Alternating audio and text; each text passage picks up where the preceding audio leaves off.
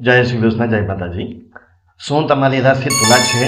જો હા, તો આજ આપણે વાત કરીશું 1 એપ્રિલથી 30 એપ્રિલ 2026 સુધી તુલા રાશિના જાતકોના જીવનમાં શું મોટા ફેરફારો આવવાના છે। તમારી નોકરી, વેપાર, બેંક બેલેન્સ, પ્રેમ સંબંધો, વિદ્યાર્થીઓનું ભવિષ્ય, સ્ત્રીઓનું જીવન અને સ્વાસ્થ્ય કેવું રહેશે। અને હા, વિડીયોમાં મેં અમુક ખાસ ચમત્કારિક ઉપાયો પણ જણાવ્યા છે જે તમને આ મહિનાની તમામ મુશ્કેલીઓથી બચાવશે। તો આ વિડીયો અંત સુધી ચોક્કસ જોજો। જો તમે ચેનલ પર નવા છો તો અત્યારે જ સબસ્ક્રાઇબ કરો અને કોમેન્ટમાં જય માતાજી જરૂરથી લખજો। નમસ્કાર મિત્રો, સ્વાગત છે તમારું આપણી ચેનલ લાઈવ એ યુનિક લાઈફ પર। મિત્રો, સૌથી પહેલાં વાત કરીએ તમારી કારકિર્દીની। જો તમે નોકરી કરો છો તો એપ્રિલ મહિનો તમારા માટે ઐતિહાસિક સિદ્ધિઓ લઈને આવી રહ્યો છે। તમારા 6થા ભાવમાં ન્યાયના દેવતા શનિદેવ વિરાજમાન છે અને તેમાં 2 એપ્રિલના રોજ ઉર્જા અને સાહસનો કારક ગ્રહ મંગળ પણ જોડાશે। જ્યોતિષશાસ્ત્રમાં 6થા ભાવમાં પાપ ગ્રહોનું આ સંયોજન શત્રુહંતા યોગ બનાવે છે। આનો અર્થ એ છે કે ઓફિસમાં તમારા વિરોધીઓ કે હરીફો તમારો વાળ પણ વાંકો નહીં કરી શકે। જો તમારું પ્રમોશન અટકેલું હતું તો તમારી મહેનત રંગ લાવશે। શનિ તમને ધીરજ આપશે અને મંગળ તમને એક્શન લેવાની શક્તિ આપશે। જો કે કામનો બોજ ઘણો વધી શકે છે।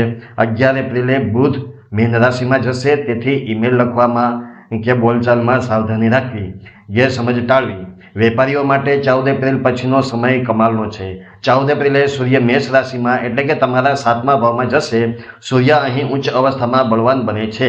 વેપારમાં તમારી બ્રાન્ડ વેલ્યુ વધશે, નવા મોટા ક્લાયન્ટ્સ મળશે, પરંતુ ધ્યાન રાખો, ઉચ્ચનો સૂર્ય અહંકાર વધારે છે, તેથી બિઝનેસ પાર્ટનર સાથે કોઈ ઈગો ક્લેશ ન થાય તેનું ખાસ ધ્યાન રાખજો।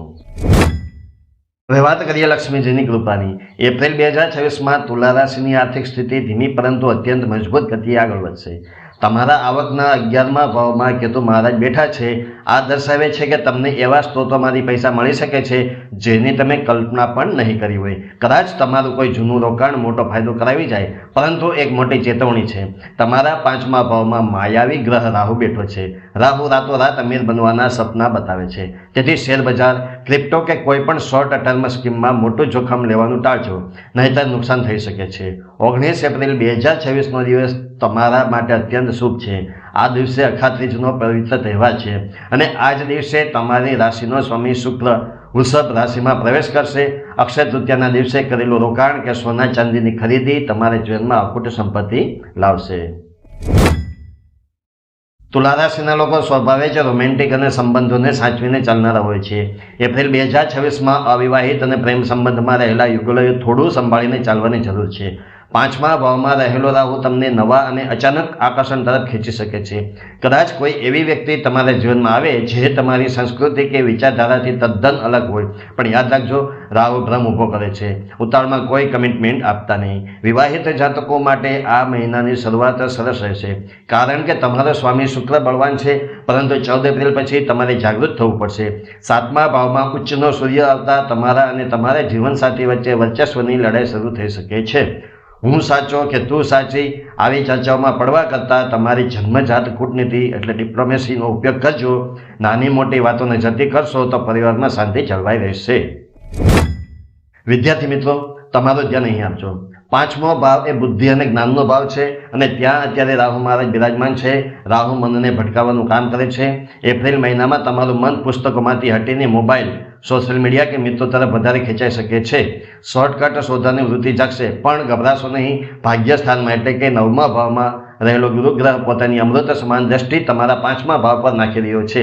આ ગુરુની કૃપા તમને પાછા અભ્યાસના પાટા પર લાવશે। જે વિદ્યાર્થીઓ વિદેશ જવા માંગે છે અથવા સ્પર્ધાત્મક પરીક્ષાની તૈયારી કરી રહ્યા છે, તેમણે માત્ર એક ટાઈમ ટેબલ બનાવીને શિસ્તબદ્ધ રહેવાની જરૂર છે। તમને સફળતા ચોક્કસ મળશે। તુલા રાશિની મહિલાઓ માટે એપ્રિલ મહિનો આંતરિક શક્તિ જાગૃત કરવાનો છે। જો તમે વર્કિંગ વુમન છો તો ઓફિસમાં તમને નવી જવાબદારીઓ મળશે અને તમારા નેતૃત્વના વખાણ થશે। શનિ અને મંગળ તમને નિડર બનાવશે। ઘર પરિવારમાં તમે તમારી સૌંદર્ય દ્રષ્ટિથી ઘરને નવું રૂપ આપી શકો છો। 19 એપ્રિલ પછી શુક્રનું ગોચર તમને કોઈ ભેટ કે આર્થિક લાભ અપાવી શકે છે। એક જ સલાહ છે, અન્યોને ખુશ કરવાની લાઈમાં તમારી પોતાની ઈચ્છાઓની અવગણના ન કરતા। સ્વાસ્થ્યને પ્રથમ સુખ માનવામાં આવે છે। 6થો ભાવ રોગનો પણ છે, જ્યાં શનિ અને મંગળ ભેગા થઈ રહ્યા છે। શારીરિક રીતે તમે ઉર્જાવાન રહેશો, પણ વાહન ચલાવતી વખતે કે મશીન સાથે કામ કરતી વખતે ધ્યાન રાખવું. બ્લડ પ્રેશર અને પિત્ત એટલે કે એસિડિટીની સમસ્યા માથું ઊંચકી શકે છે. રાહુના પ્રભાવથી પેટ સંબંધિત તકલીફોથી બચવા માટે બહારનો મસાલેદાર ખોરાક બિલકુલ બંધ કરી દેજો અને પૂરતું પાણી પીજો. માનસિક શાંતિ માટે સવારે પ્રકૃતિ વચ્ચે ચાલવાનું રાખો. મિત્રો, તમારું રાશિફળ દર મહિનાની 23 તારીખે સવારે 6 વાગ્યે આપણી ચેનલ લાઈવ એ યુનિક લાઈફ પર મળી જશે, જે જોવાનું ચૂકશો નહીં. હવે જોઈએ અચૂક વૈદિક ઉપાયો. એપ્રિલ મહિનાને વધુ સારો બનાવવા માટે આ 3 ઉપાયો ચોક્કસથી કરજો. તેમાં પ્રથમ છે તમારી રાશિના સ્વામી શુક્રને બળવાન કરવા દર શુક્રવારે ગરીબોને સફેદ વસ્તુઓ જેમ કે ચોખા, ખાંડ કે દૂધનું દાન કરો. ઓમ શુક્રાય નમઃ મંત્રનો જાપ કરો. ત્યારબાદ બીજું છે 14 એપ્રિલ પછી દાંપત્ય જીવનમાં અહંકાર દૂર કરવા દરરોજ સવારે સૂર્યદેવને જળ અર્પણ કરો, જેમાં થોડું કંકુ અને લાલ ફૂલ પધરાવો.